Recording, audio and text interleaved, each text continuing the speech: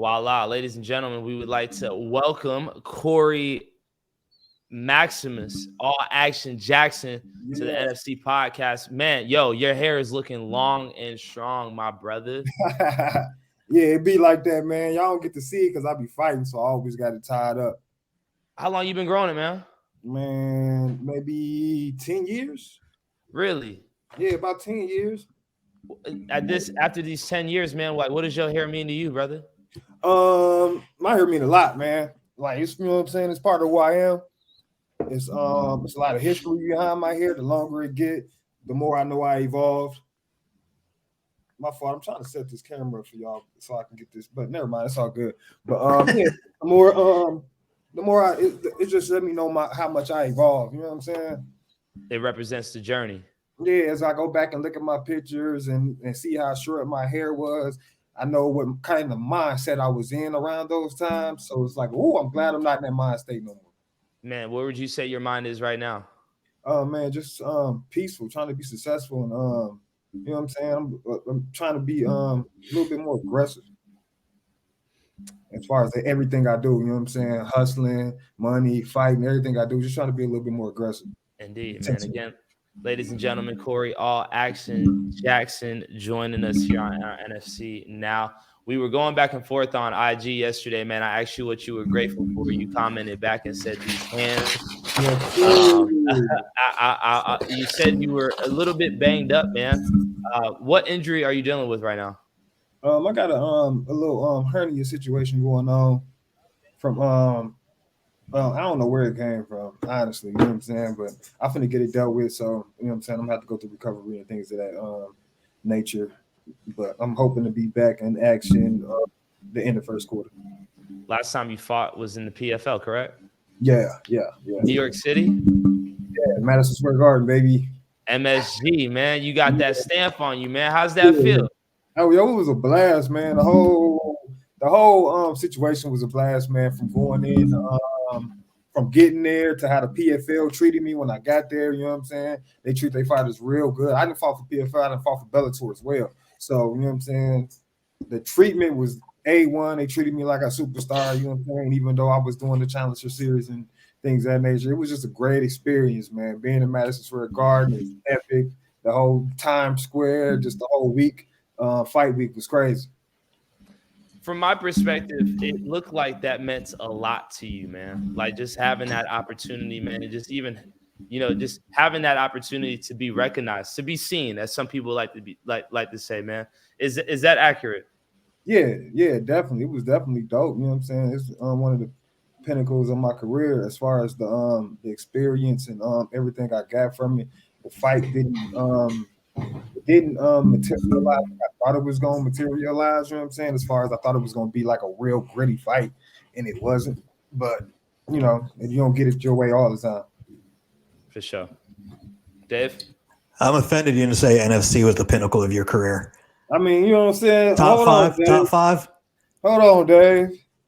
You know what I'm saying? Don't. There we go. There we go. I don't want nobody to forget. You know what I'm saying? Because I heard you talking, Julien, about the robbery. Let me get that. I was going to ask you your thoughts about that. I heard y'all talk about the robbery, man. Like, come on, man. Like, hey, you heard my disclaimer in there too. Yeah, I understand. You heard my disclaimer. I keep it down the center, brother. I did.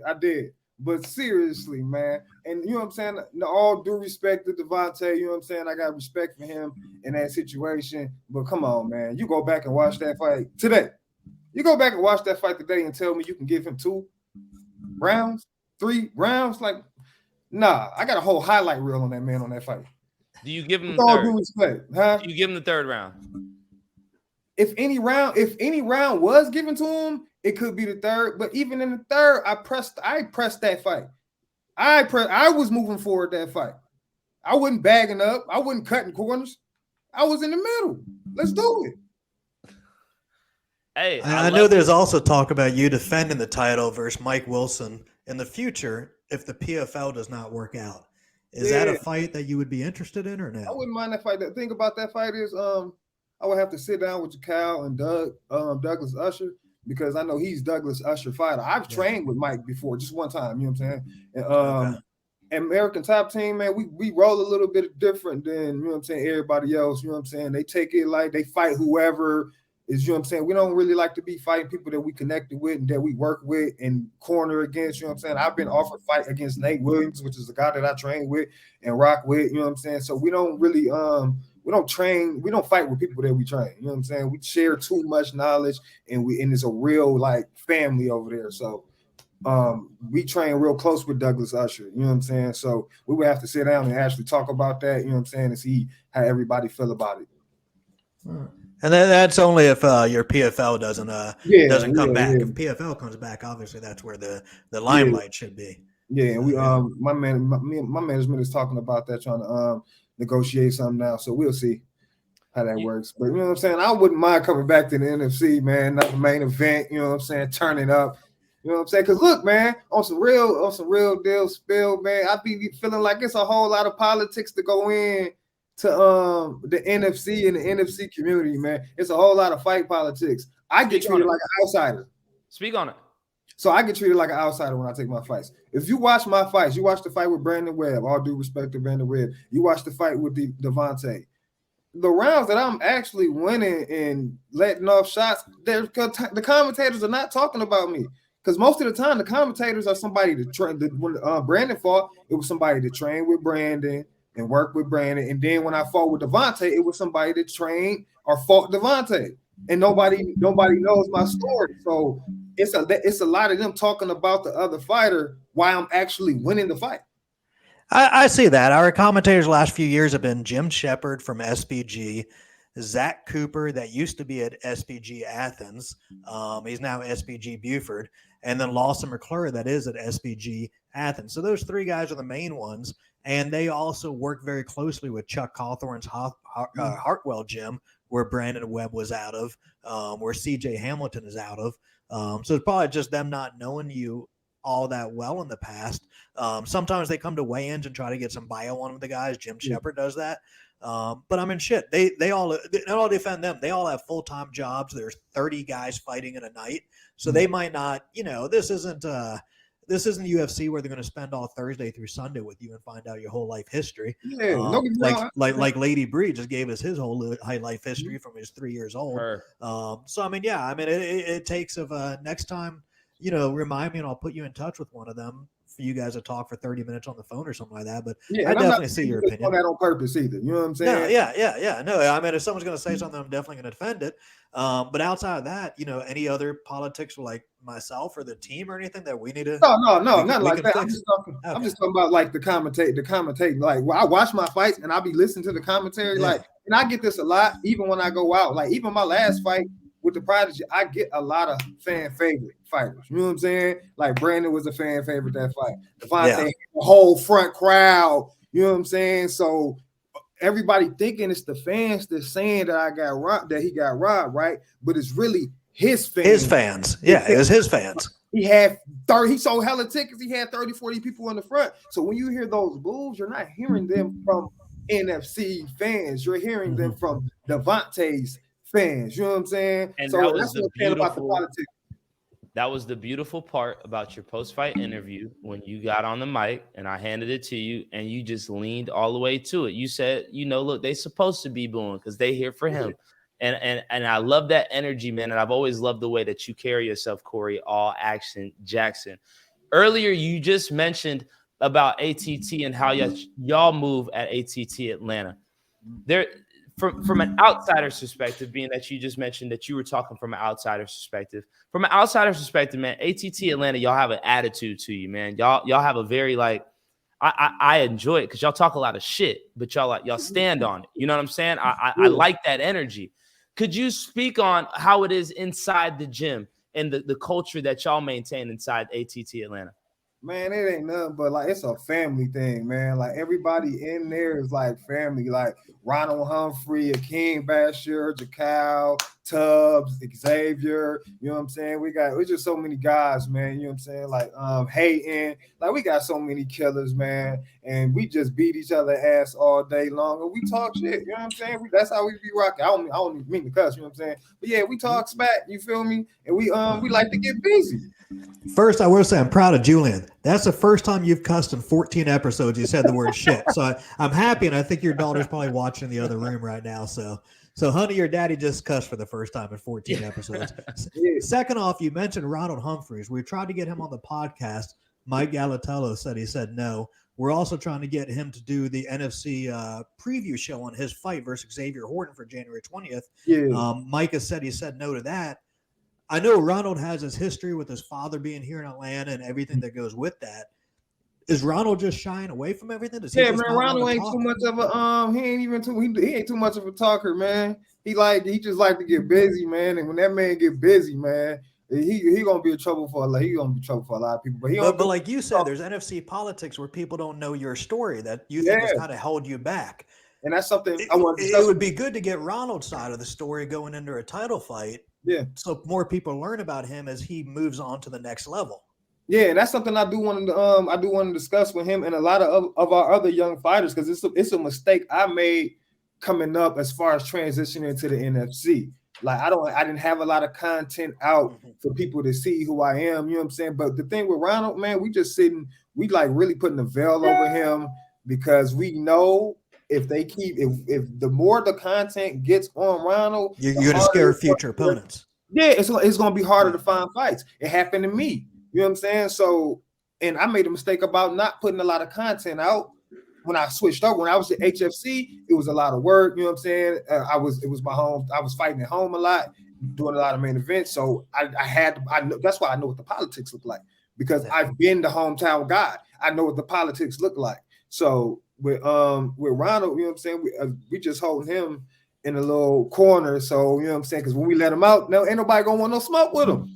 Can you convince him to do something with us, or should we just not even ask? I will sit and talk to Mike and see something, but it might be a while before we see Ronald doing some media into like pro, because man, Ronald smashing everybody, man. I'm telling you right now, he's smashing everybody, man. That's no disrespect to anybody else, man, but man, you seen what he did. I told you what he was gonna do.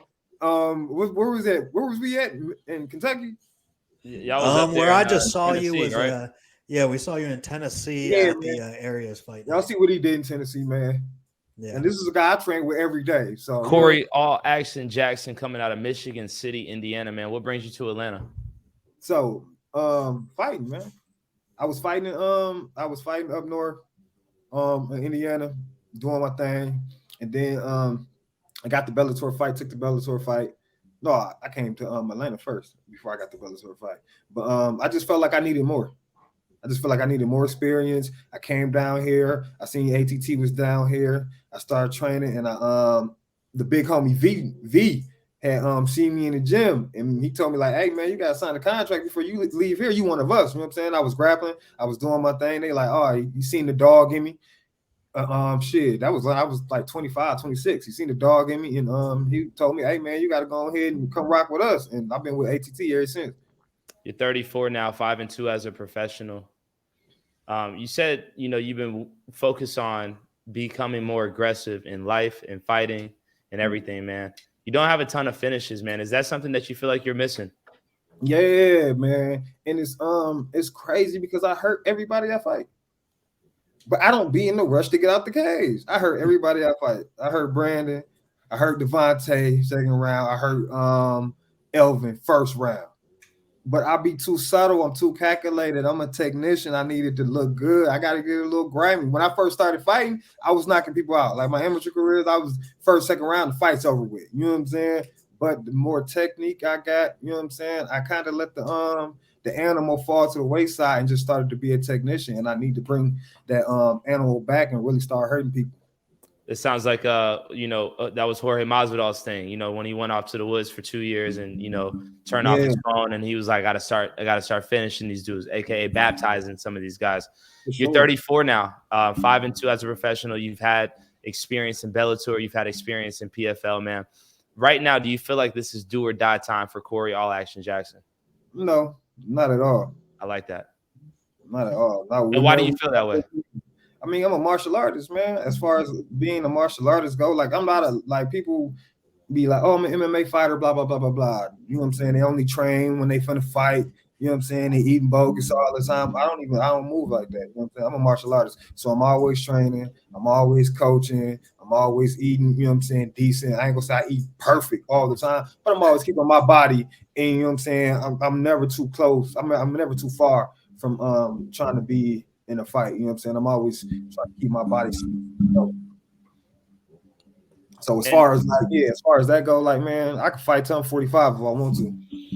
And you mentioned your side hustle and what you do and money. I don't even know what else do you do out there. I'm not even sure. So I do. I'm a hustler, man. I get money in a whole lot of different ways, man. So, I do my coaching. I do my privates. You know what I'm saying? I do my creative financing is what I like to call it. You know what I'm saying? I'm a bank. You need some money, I give you some money. Go ahead and hit you with the interest. You know what I'm saying? We working. We just we get it however we can, man. As long as it's legal. I respect that 1,000%. You know, as I always say, Airbnb. You need, you know what I'm saying? You need a car. Call me. Airbnb. You need a spot. So when you say Airbnb, I went to New York City this weekend for the first time in like 20 years, and the person I'm staying with, as cheap as I am, she is 100 times cheaper than I am, and she rented us an Airbnb in Harlem. So we're in Harlem Thursday through Saturday. So it was horrible. Next time I go, I'm staying in Manhattan. So yeah, hey, Manhattan was dope. We stayed at the I stayed at the New York when I was in Manhattan. Then they put you up good. I got put up in Harlem for 3 days, and it sucked. Yeah, It was horrible. Yeah, I heard. New York, man. No disrespect to New York, Manhattan, like Times Square was dirty as hell. Yeah. Like them rats was cats, like for real. It is kind of a nasty city. Yeah. Corey All Action Jackson joining us here on NFC Now, show number 14. Corey, one of my final questions to you, man, is what's your why? Why are you a martial artist, man? Why do you train as hard as you train daily? Why do you eat so clean, man? Like why?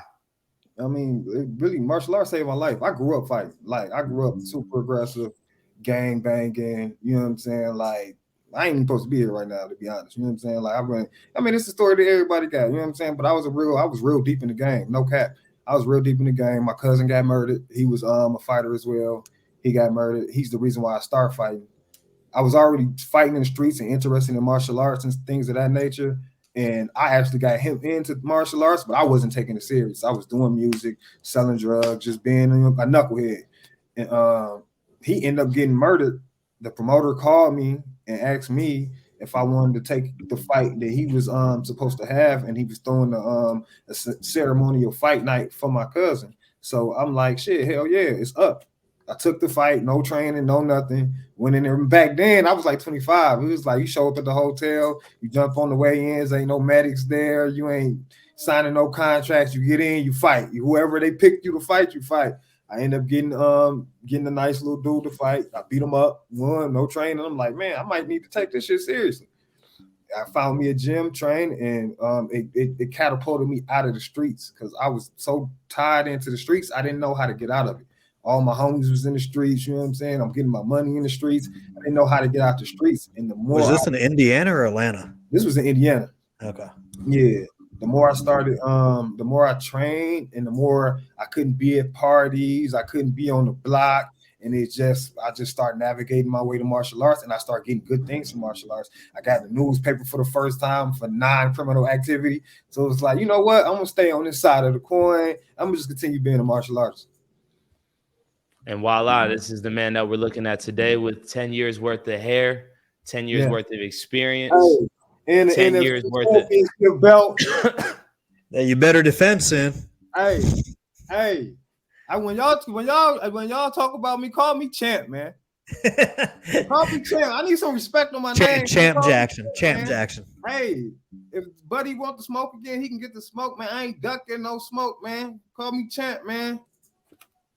I love that energy, man, and that's why I rock with everybody at ATT Atlanta, man. Because every time I'm cage shot and one of y'all's is in the cage, it be 8 of y'all behind me yelling, chirping, talking that talk, man. And that's that energy. That's that energy that makes the NFC Fight Night worthwhile. That's that energy that gets people excited. Dave, you know how I get down. You know how many times I try to fight all the champions, man. You know when I first came back to Atlanta, I was coming. And you were one of the few. And I don't know if you even know, when I sold my Commodore Alliance MMA years ago, I got to meet the Hoosier Fight Club people. I was thinking of the husband and Danielle. wife, Danielle and her husband. Yeah. And that's when you were first messaging me about fighting. And I asked them, Corey Jackson's fought for you guys a lot of Hoosier Fight Club. What do y'all think? And they were like, we love Corey. He's the man. You need to get him on a card ASAP. He'll actually have people from Indiana drive down to see him. And they said if he's anything like in Atlanta, what he was in Indiana, he should have a pretty good fan base down there. So yeah, they were cool. That's what I'm saying. I just need to jump in front of the camera more, let people see who I am. I've been real low since I got there. Same kind of thing that we're doing with Rhino, keeping them in the cut, making sure don't nobody be too scared to fight them. But you know what I'm saying? It's good. You get good things out of that, and then you get bad things out of that as far as the media go. That's why it's important that you joined us here this evening, man. Yes, sir. That's why. That's why I had to get with you. I appreciate you just engaging with my question yesterday on the gram, man. Look, I support a hustler. I see what you got going on, man. I respect all of y'all's at ATT Atlanta. I look forward to the next time you're in the cage, man. You heal up soon. Next time, you never know, my locks might start growing some ways. I see you. And in due time, champ, we got to put some respect on Corey Jackson. Action Jackson's name. That's the NFC champion right there. Look forward to watching you compete here soon, brother. Yeah, hey, go watch the title fight too. And your homework is to go talk to Ronald. I know they watching. Come watch it. Go watch the title fight. Your homework is to go talk to Ronald tomorrow also. Yeah, I'm gonna definitely go holler at Ronald. Yeah, holler at Ronald. Holler at Ronald for real. We got time. We can fit him in here. I'm gonna talk to Mike. We gonna talk to Ronald. We ain't trying to set nobody up. We want to push him up. We don't want to tear him down. It's all love. Yeah, we got plenty of time, man. He a young kid. You know what I'm saying? Right, he only like 21, 22. You know what I'm saying? It's all love. Much respect, brother. Appreciate y'all brothers, man. You know it.